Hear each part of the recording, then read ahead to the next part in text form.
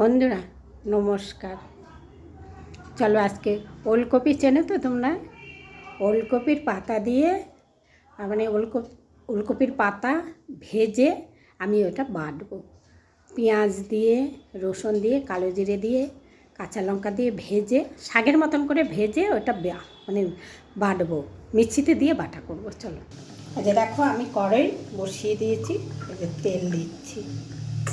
শাক ভাজা যেমন ভাজে আমি সেরকমই শাক ভাজাই ভাজবো, ভেজে তারপরে ওটাকে বাটা করবো। এই যে দুটো শুকনো লঙ্কা দিলাম, শুকনো লঙ্কার একটা গন্ধ খুব সুন্দর বেরোয় তো বাটাতে, ওই জন্য।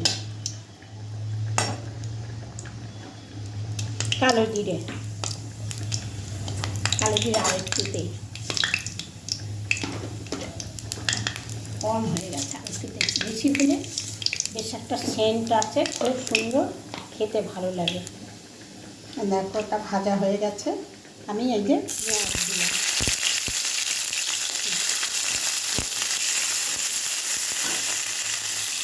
এখানে একটা বড় সাইজের পেঁয়াজ,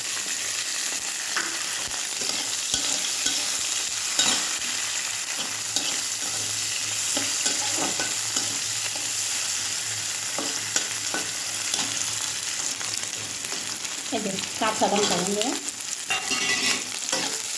কাঁচা লঙ্কাটা দিলাম,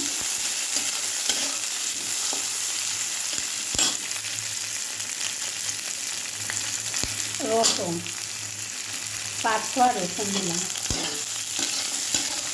মানে বাটাবাটিতে একটু রসুন বেশি হলে ভালো লাগে। এবার একটু নুন দেবো, দিয়ে তারপরে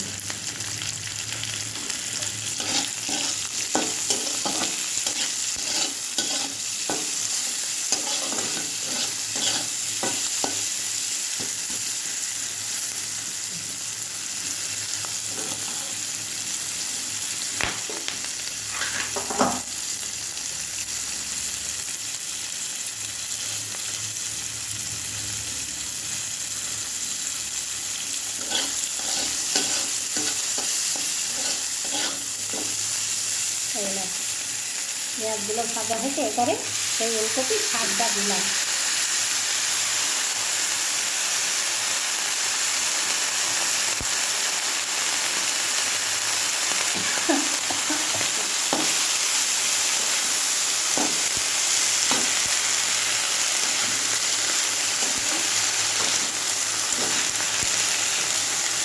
এটা এমনি যে ভাজা হচ্ছে, এটা দিয়ে ভাতও খাওয়া যাবে না বেটে, আর আমি এটা বাটা করবো, মানে বাটাটা বেশি টেস্টি হয় খেতে, ওই জন্য এটা বাটা করবো। এই যে বন্ধুরা একটা টমেটো দিলাম, বেশি একটু টক টক লাগবে, খেতে ভালো লাগবে। দিয়ে এখন একটু জল দেবো, এই শাকটা শক্ত তো একটু সেদ্ধ হবে।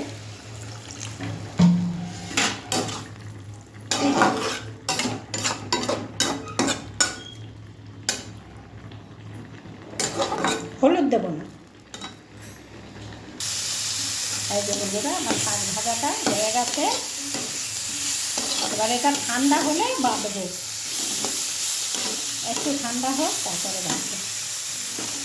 গ্যাস অফ করে দিলাম, এবারে মিক্সি বাটিতেই নামিয়ে নিই। বাটাবুটি হচ্ছে শিলে করলে বেশি ভালো লাগে না বন্ধুরা?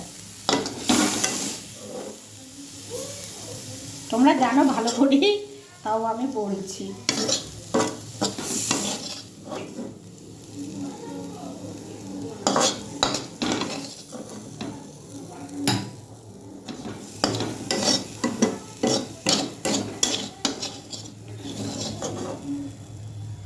এই যে দেখো,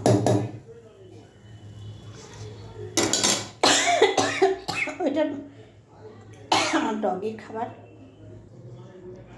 এই যে বন্ধুরা আমি বেটে নিয়ে এসেছি, ওই যে দেখো। ঠিক আছে বন্ধুরা, রাখলাম এবারে।